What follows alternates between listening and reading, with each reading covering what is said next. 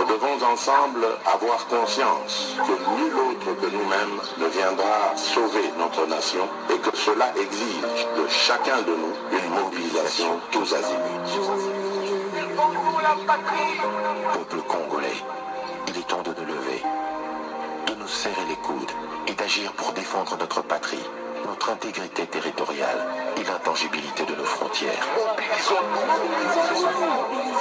La République démocratique du Congo est victime d'une nouvelle agression rwandaise et des actes criminels et terroristes du M23. Et moi, ils n'ont besoin que de notre encouragement. Dire simplement allez-y FARDC leur suffit comme encensement et force d'aller en avant. Allez-y FARDC, Bendele et Koyate.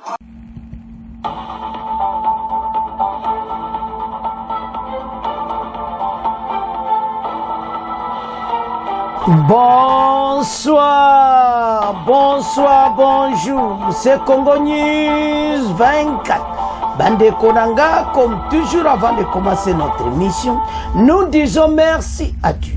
Nous disons merci à nos chers abonnés et téléspectateurs qui nous suivent partout dans le monde et en RDC. Bande Konanga, soyez les bienvenus.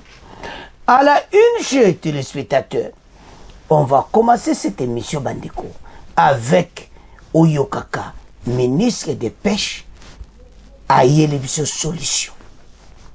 Manger bio en RTC. Bandeko Bokozala surpris. Ce n'est pas non loin de Kinshasa. Basalo Yoka Soukana Masolo. Tous à la connecter. Deuxième point, chers téléspectateurs. Oh, awe yindi Bandeko Nangai. Oyo chef devant la justice au parquet de la commune et prison à l'année. Donc, Bandeko Bokoyoka ba vérité, passe jusque là, Boyoka ke o asambaki, mais Boyoko eleka ki poeza somme. Et de l'autre côté, Moutamba en colère, un prisonnier condamné à 7 ans pour perte d'une batterie. Et Zayako Inda, et si Indi. Donc, justice Samso malade. Donc, on développe mon émission. Troisième point, chers téléspectateurs, renfort de FARDC à Bouéremana, en hommes et en matériel militaire. RDF 123, Oyokaka Mawa Tropona Bango. Donc, on développe mon émission, bon, mon comment notre armée basa prêt pour déloger tous ces étrangers sur le sol congolais. Tous à la connecter. Chers téléspectateurs, émission Nabise Bandi, comme d'habitude, Yemsa Banyanyo c'était Erangwe Kokyoto Beta Kamasolo. Bandeko, Toloba que gouvernement Oyo Bazana pression ko sakana te pour pas changer makambo belé na mboka et puis peuple à mon clé. Bandeko, tout qu'est-ce qu'on a côté à pêche. Ministre de l'Agriculture, ministre à pêche, alors Bandeko yena masolo na ye. Ministre à pêche azalaki na kasangule pa wapi basalaki beton bandeko 16 temps où ils ont produit à peu près 2 500 000 poissons alors ekoya na Kinshasa pour oyo kakaki bio biso moko o kaka ngolo ebimi na kati temps na kati ya RDC. Donc ezako produire penza tambo ko mona ngo bokolo ame. Mais beaucoup toto, parce que nous avons un pays où ils en ont. Même ambitieux, parce que tellement tous en bibale belé, tous en ba rivière, sans qu'on compte moi ba maya mike tous akanango. Alors akasangulu, ba le bitan, le quoi tous en ba maya ou, ba nina mike tous à la béton ya bambisi. Bangolo, batilapia, oyo Kongola mais. Bandeko bangolo na biso moko ya bana mboka. Boko mona pene kaka ba mbisi ya fresh. Et puis, ce qu'on tali quantité, au mona clairement été zappé na ko produit. C'est comme ça que ndege nini batubao s'est développé. La Chine est bandé kakaboui. Et de ce cas, moukio ba ministre, parce que ba comme une pression. Il faut ministre à quoi vana kana biroté. Il faut attendre la deuxième mandat, il faut qu'on l'accès peuple que voilà tala masolo on ndenge komi soko zo kokati c'est-à-dire aux un problème. Alors bandeko masolo kitoko oyo kaka bambisi penda bio yemo azo manger bio et puis on peut plus importer des mpiodi azo lo bango clair que ba Thomson to kulem so to important on sous penati biso moko tozo produire les poissons na EDC bandeko ba solution zebele na ba bateau de pêche za koya donc nazo mona pena côté ya ministre à pêche masolo kitoko alors bana mboka tokendi directement na Congo central et pas Masoleza, bon temps avance. Des étangs de poissons pour qui manger bio, suivait ministre des Pêches. Selon la cellule de communication du ministère des Pêches et Élevage, tout a commencé au centre d'alvinage de Kassangoul, géré par le Service national de développement des pêches et d'aquaculture, Sénadipa, et spécialisé dans la production de tilapias, tilapia, ainsi que des poissons-chats, bangolo. Ici, le ministre a fait la ronde des différents compartiments du centre, les 16 étangs, les bâtiments administratifs qui abritent les dortoirs, la salle de formation pour les agents, les bureaux excuseuses de fabrication d'aliments et des closeries pour la production des alevins, des claria par insémination artificielle. Donc, eza ko produire mbisi ya kosakanati makambo tout ozanga kiyango parce que ba aliment bozo ko leisa bomba miki pe bazo koma minene ya miki bazo suko bota bozo pesa donc eza ko mata na komata. Alors prenant la parole, le chef du centre d'alevinage de Kassangoulou, l'ingénieur Albert Tassumbu, s'est dit ému par la visite du ministre du Titel. Oui, il faut comme. Le ministre, comme qu'on vend sur la biroti. Match est à mon boulot. Tout avance. Alors, pour la production des alevins, alors, maintenant, il a également cette occasion pour plaider en faveur des agents du centre qui attendent leur mécanisation et leur paiement de leurs salaires par l'État congolais. En tant que numéro 1 du secteur, Jean-Pierre Chimanga a promis une suite favorable dans les prochains jours. Que ba salaire na mokoza na retard. Ya oma kambo kato zoloba. Batu basa musala kitoko bolisu ba salaire na retard. Non. Nous sommes au cœur du développement. Voilà, yemo comme ministre, nous devons savoir que ce que nous donnons à la population pour qu'on ne puisse plus importer des mpiodi, des poulets, en fait de manger bio. Je commence par féliciter nos amis au centre d'alevinage de Kassangoulou. Nous avons vu qu'ils font avec des tilapias ainsi que des ngolo moseka et je félicite parce qu'ils ont des machines, il faut pour que nous puissions avoir une production de poissons pour nourrir notre population. Bandeko a indiqué Yemoko, ministre. Bandeko, il y a pêche. Bandeko, et ça lit bien. Ministre à pêche, il a touché ma point, clé haute aux aïna posa na yango. C'est ça. Beton bandeko bogomona kotamba beton ndenge na ndenge na oyo kutu etatelme ya munene bazokota file po bazo bambisi ba Congolais boza wapi botala masolo kitoko mboka ebongi donc mboka oyo masolo kozala pena oyo kaka ya kitoko o Congolais pena oyo kaka bio penza donc omone pena olobi ke o mais au pena tilapia pena okoliango masolo kitoko bangolo yango ala to bokomonango alors sans plus tarder tokena ndire Kassangoulou botala les étangs bongo to avance. Les ministres de la Pêche et l'Élevage étaient sur le terrain dans la province du Congo central, plus précisément à Kassangoulou. Sur place, Jean-Pierre Chimanga a visité tour à tour les différents sites de production aquaculture redépendants. Halte aux produits congelés dans la consommation des Congolais. Cette détermination du ministre de la Pêche et l'Élevage, Jean-Pierre Tshimanga-Bwana, est réelle. La preuve, il refuse les bureaux climatisés pour un travail de terrain. Mercredi 11 septembre 2024, le patron de la pêche et l'élevage est descendu à Kasangulu, dans le Congo central, pour inspecter différents sites de production aquaculture.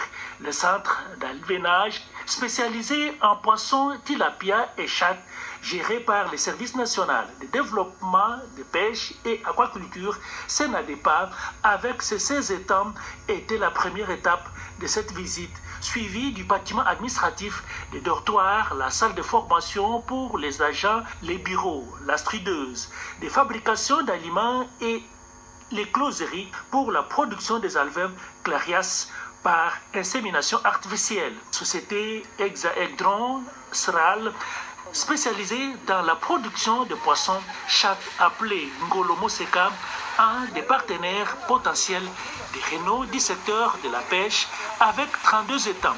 Une écloserie capable de produire 2 500 000 alvins annuellement. Une serre aquacole pour l'engraissement de poissons contenant 32 taxes, hors sol de 30 mètres cubes chacun, avec une production maximale de 300 tonnes de poissons lambes et prêtes à la consommation. Jean-Pierre Tshimanga, sur le terrain, est émerveillé. Nous sommes un secteur productif au cœur du développement. Nous devons savoir qu'est-ce que nous devons donner à la population pour qu'on ne puisse plus importer de biodis, de poulet qu'on mange bio. Cette visite vaut une motivation de partenaires et booster une production massive en quantité industrielle afin de nourrir la population avec une alimentation bio et saine. Chers téléspectateurs, nous avons suivi. Bande quoi la télévision nationale congolaise va reporter pena yemoko ministre na katia beton. Tu sais qui bino? Ba ministre ba konfani suna birote. Et comme il faut tambola, yango zomo na bango nyonso ba telemi. Chers téléspectateurs, ba dossier yo tozana ngona EDC. Et je senga vraiment bato ba tambola. Peuple congolais a souffert na koliate parce que nous avons des rivières, nous avons des fleuves, nous tozana nyonso, do bambisio bangolo bazozwa, bazoya nango na béton, bazo produire les chouchous, et puis bazo nourrir. Biloko na bango peno bakokolia.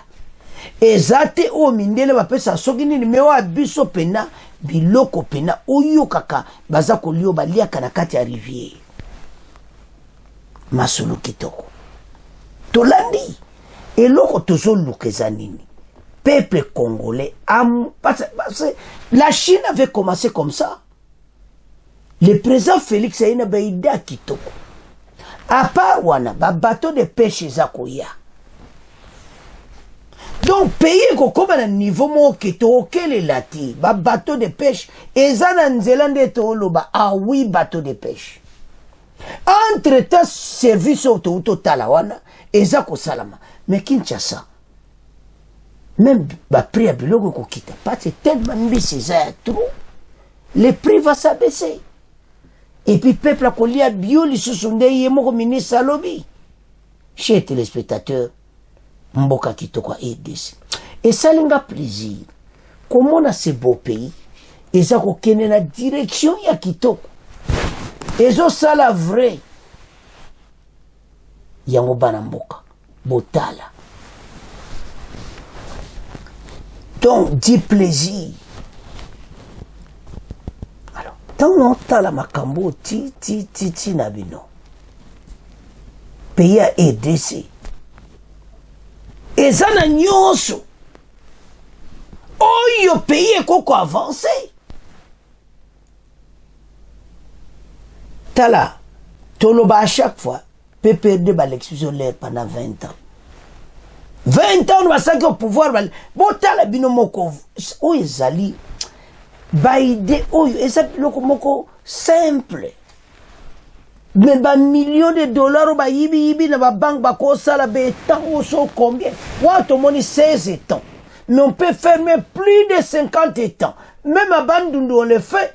À Congo central, on le fait. Baza quoi alimenter Kinshasa. Kinshasa, biloko kitita. C'est comme ça. Il y a un monde dans le village. Mbisi zaka moins cher. Passe ba pêcher kakawana. Ba otek la bino pe kakawana. C'est comme ça que Mboka zako avance. Bana Mboka. Natali mbisi na bimi bako lambelo peno kaka ngola fresh. Ole peno le oui bio. Oh, vous t'es dans frigo, c'est sur combien de temps dans frigo et yé ba poisson yo, mais t'as la haute aux bimisa béton. Chers téléspectateurs, et sali la fierté à Ebisi. Alors, ministre des Pêches, en tout cas, à l'obi ou ekoki. C'est comme ça que pays ko tellement peut m'assurer qu'on avance. Alors, Banamboka, vraiment, ministre de Pêche à Télémi peut m'assurer qu'on avance. Tout le monde a comment, batu bako lia, ndenge moko période ka manger bio, pe musala kitoko, alors bétan et quoi avancer, pe ba poisson ko zale ko bima, et puis bako lesa bango très bien. Alors bana mboka, to komo tika ngona bino, to komo kendi na deuxième. Chers téléspectateurs, to komi na point appui ya Sef Kikuni. Depuis azalaki na prison, et puis en tout cas, azalaki wana preba memaki lisu na ane. Dossier na ye, donc eza kosakanati. Donc azana problème. Yango, makelelo tu ezai kosalama awa, totika. Parce que, bakutie na bakambo ebele. Infraction oyo ya zui, azo opposant makambo ya lobaki bamonaki makambo ngo eza ya lokuta a partir makambo ya invasion ya makala boyiki bazo samsa bato après tokoya na mutamba oya mutamba za na kanda na justice na biso. Alors tozali na point ya Sef Kikuni, il a été arrêté pour na ba commentaire na pesa ki si invasion ya makala mais maloba na ye ils ont incité public et puis ils ont qui faux. De bayo vérifier ma kamuti alo ba keza lokuta parce que bangomo baton pe évasion baza ko samba. Et maintenant comme il devant un problème, ba ko zong sinda côté après ko samba c'était hier bazong sur na année. Ah! Bo position yo so batomboki. Ba mate failu batu nyonso ba le pena mapi. Mais c'est vrai. Ce que le proche na azana prison ndenge on est ça la capacité mais bana na ye so azana moi si bana ba au moins peut passer. Alors Sef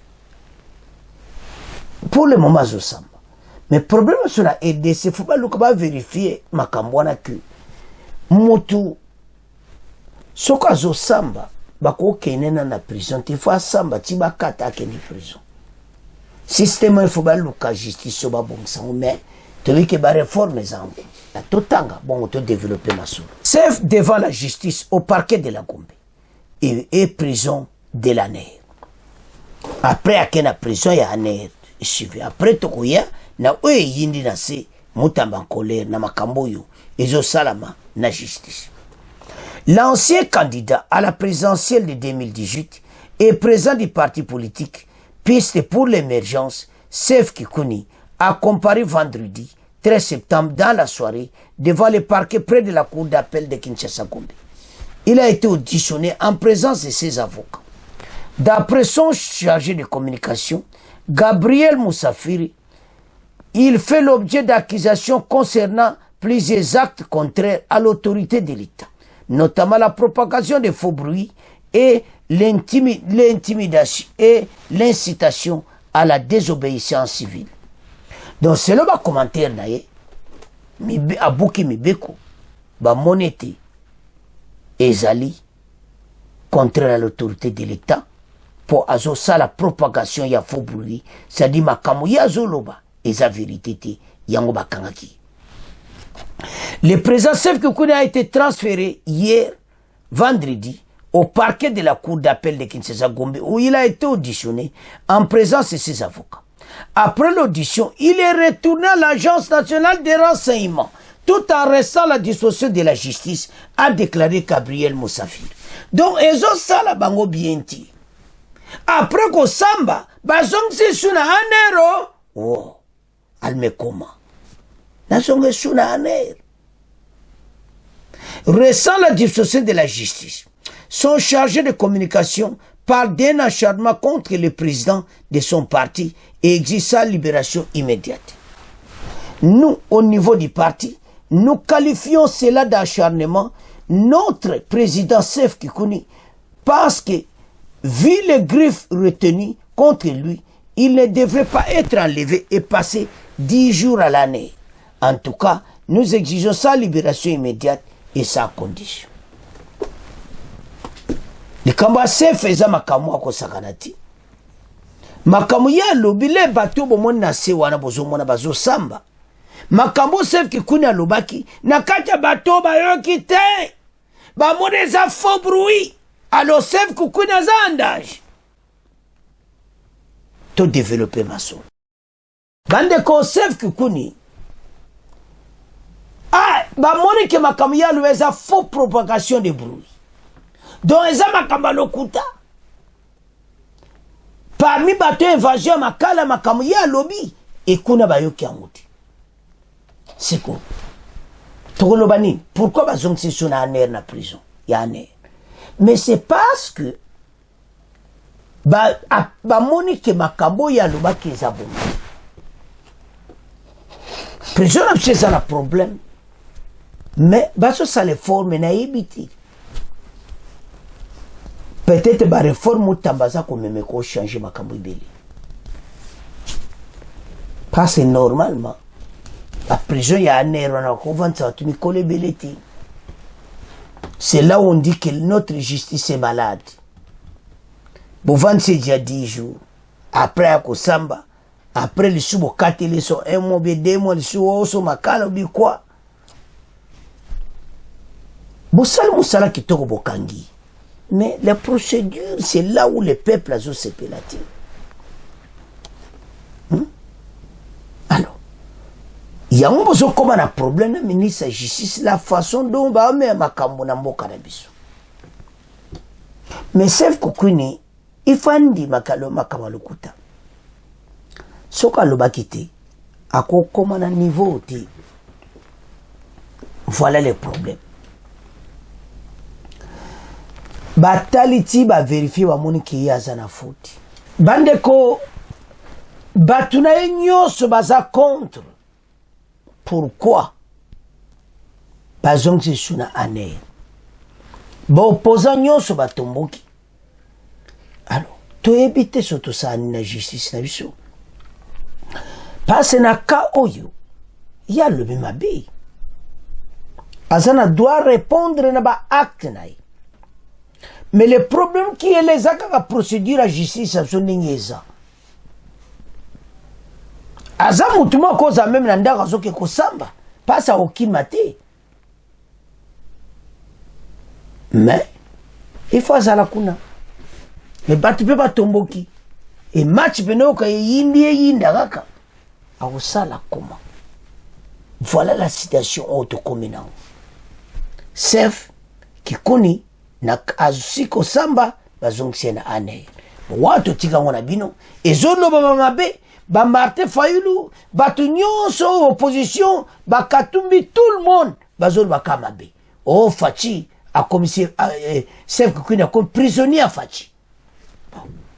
Wana to tika ngona bino baboni to komo kene na deuxième point. Oyo nyingi si RDC. C'est pour ça que la justice est malade. Bandeko faut partager mon ndenga mukiti. Comment jeune homme Oyo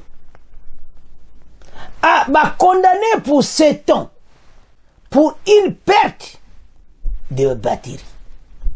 De perte à batterie, ce que mokonzi na ye, ce que nani, perte à batterie, yoza nani, otia mutu 7 ans en prison pour la perte à batterie. Perte batterie za biloko moko soko za patron na ye okati na salaire na ye bambongo na ye pona batterie ya bungisi Mais il perd des batteries, bonsoir,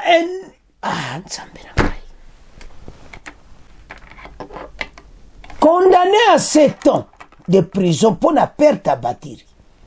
Et puis, déjà sali 2 ans à Sambiti. La justice est malade. Boyoka Mutamba, botika konyokola ba Congolais. Oh, eza suni, comment il perd des batteries, moutoua qui est en prison pour 7 ans.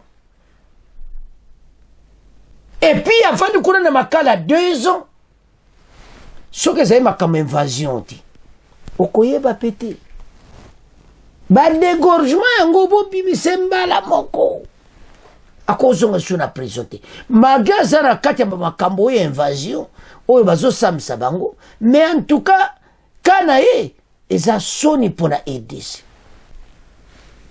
Mutamba a raison. Il y a un vrai remède, bino moni bo salema be. Quel pays? Non. Mutumonta kondima ba aventure oyo. Mutumonta kondima makambo oyo. Mutumonta ko sepela na makambo oyo. Ce n'est pas possible. Chers téléspectateurs, ce qui se passe pour le moment est sa propriété. Nazo sepelata na ngutido, ce qui n'a kotala, non, ce n'est pas possible. Alors, Banamboka, Totanga, bongo toyokaya. Mutamba en colère contre la magistrature Nabiso. Un prisonnier condamné à 7 ans pour perdre une batterie. Bongo, soka bungisi batterie ango, nzambe na ngai. La perte de la batterie d'un véhicule. Bande kozo sala pasi. Donc, ozomona so makambo oyo, non. Ah là là. Ndenge omoni bango moko na bango. Jeune homme wana, batuni ya ye liboso moko na bango azawana. Aye liboso batuni ba ye bon problème na onini. Abinga na kota prison na sa dia 2 ans. Bakanga ki opona nini. Oh, pona yibaki, je m'excuse, pona perte ya batterie, ya véhicule. Donc, batterie ya véhicule à mokonzi na yo, lokola batterie wane bungi, il faut bakango na makala, batia ye 7 ans en prison. Proposition de 7 ans, en tête ça sali 2 ans, sans kosamba. Tala. Procureur général près de la cour de cassation, bino tuba toboza likolo mvonde les autres botika kaka. Boyoka Mutamba. Botika Mutamba na biso ayeli biso abongsa justice. Ce n'est pas possible bino mo magistrat bokoloba nini. Soki Mutamba zoloba o Mutamba zoloba.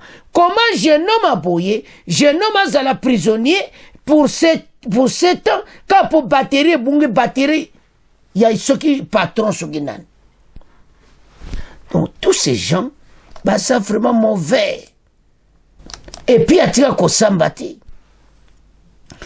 Oyoka karakata justice na biso epesi mobulu. Cette affaire soulève des questions sur le fonctionnement de la justice à RDC. Donc problème oyo, eza problème opena mboka ekoti mobulu. Donc, ba magistrat, na ba samisa ki obotika na bino kaka. Alors, Mutamba, en colère, pour un dossier oyo, jeune homme oyo, 7 ans, pour la perte d'une batterie, il y a véhicule. Mutamba a raison. Donc, ce qui totali, mawatro, donc Mutamba, en tout cas, appelé sera moto, exali impossible, comme mon amakambo ya boy. 7 ans pour une perte de batterie. Non, eza mawa. Eza soni pona ADC. Alors, Mutamba, masolango yangoyo, en tout cas, en colère un prisonnier condamné à 7 ans pour perte d'une batterie d'un véhicule. Voilà la citation de Lekanangona Mbokanabiso. Alors, Toyoka extrait, Ndenga Bungsaki, bon, auto avance. Ozala poloko pona nini? Ngai abungisaki batterie ya maître magistrat. Bakatela etumbu. Aproposanga. Combien? 7 ans. 7 ans pona kobungisa kaka batterie. Osali mikolo boni? 2 ans. Bandeko tolandi biso nyonso. Jeune homme abungisi batterie, la perte d'une batterie d'un véhicule, a condamné pour 7 ans. Et ça m'a wa, a sali 2 ans sans même kosamba. Alors, ndeto landiwana, baso tunyo kota epona nini. Non, ça m'a wa, somi. Quand je vois tout ceci, ça me fait mal pour la justice nabiso. Et comme étant to telema pona mboka. To libérer mboka, o nabiloka mike oyo. Comment ces jeunes se retrouver 2 ans à Makala? Et ça m'a dit. Après tout cela, comment on a que non? À sali 2 ans sans Kosamba. Non, et ça sonne échec total. Le don aux hommes, on appelle que justice sur Mawatro. Donc par terre. Ango ambitieux surtout tellement devant justice. Oyo, to panza sango. Et ce n'est pas possible. Comment ce jeune homme a se retrouver dans Makala passe à salir 2 ans pour une perte à batterie, alors peut pas quatrier proposition à 7 ans. Voilà ce qui se passe. Alors ce n'est pas possible. Et maintenant, batignon so batelemi. Totel babisonyon so devant justice oyo que on en a marre. Justice oyo. En tout cas, batika batunye. Moka oyo justice moko malade peut te éviter ndeba okenango. Parce qu'on comprend pas comment jeune a kokot do mawa. Donc eza mawa.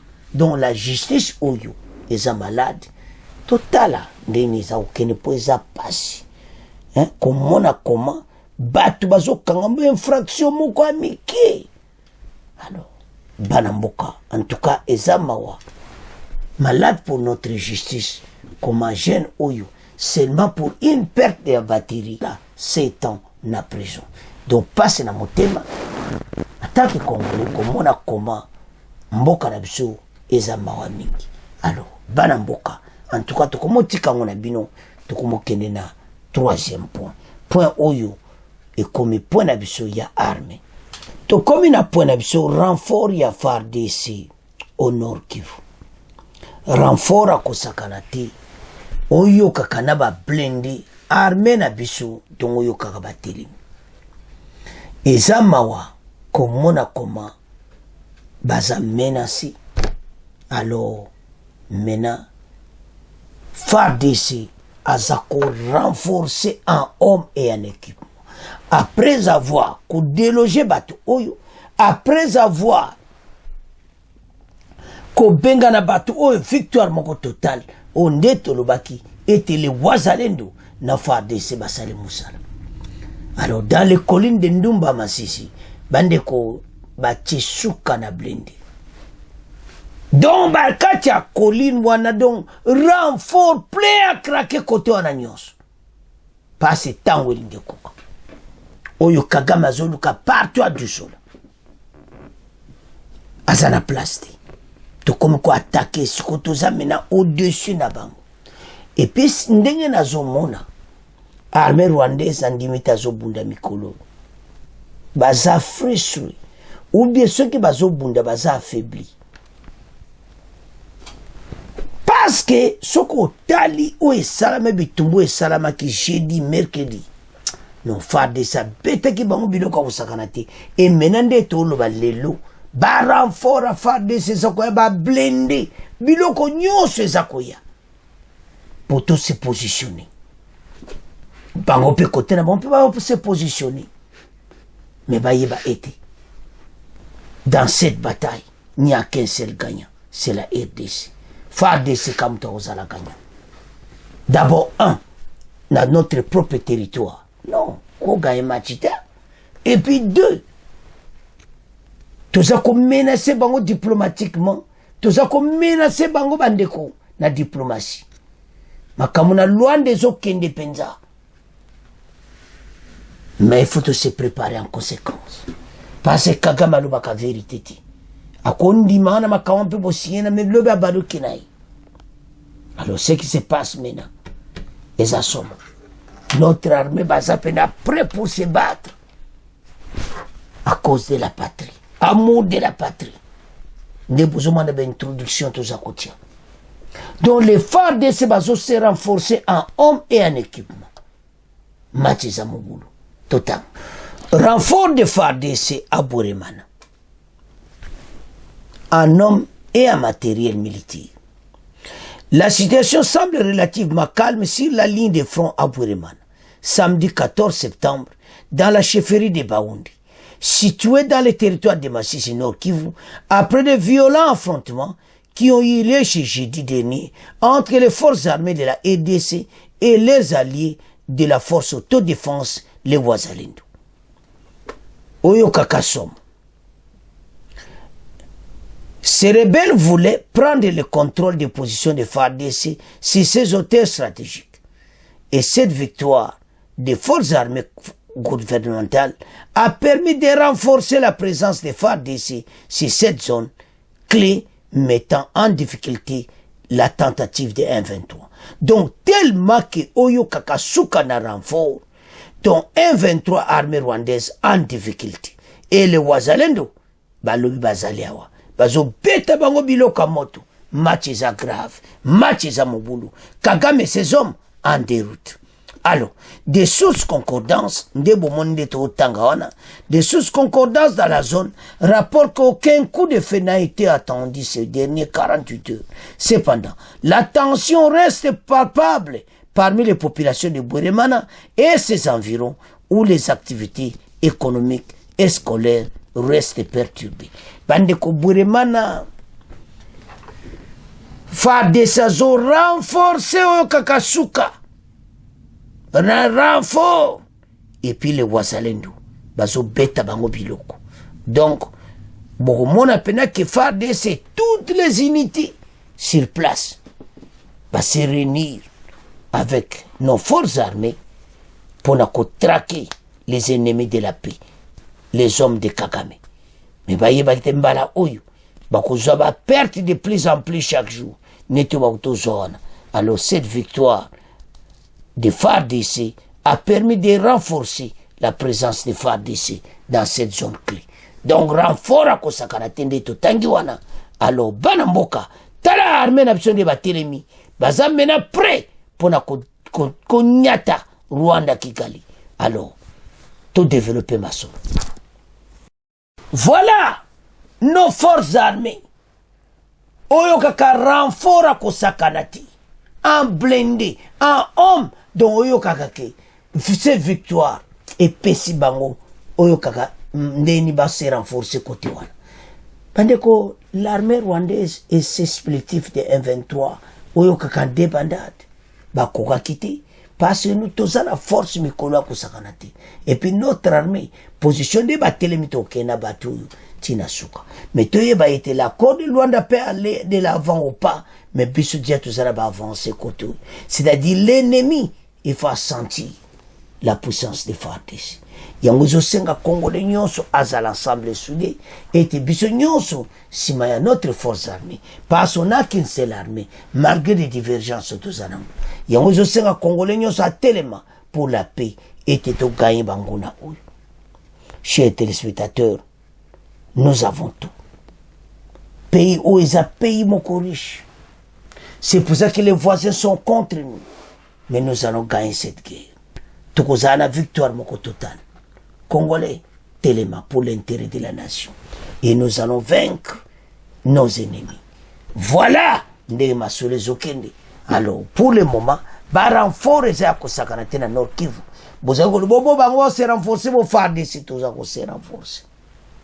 Mais mbalo sur betami eza pona kosilisa bango baza sune lokoti baza na force nde baza déjà na Moboulou. Notre armée zokeka liboso des renforts. Voilà. FARDC Masolo Kitoko. Alors, Banamboka. Voilà comment les armées n'a pas travaillé. Tous les BG, tout aussi, ils s'appellent la guerre. Tout bengana mungu. Alors, Banamboka. C'est à ce point que comment clôturer mission de mission. Vous continuez à s'abonner, vous partager. Au revoir. À la prochaine.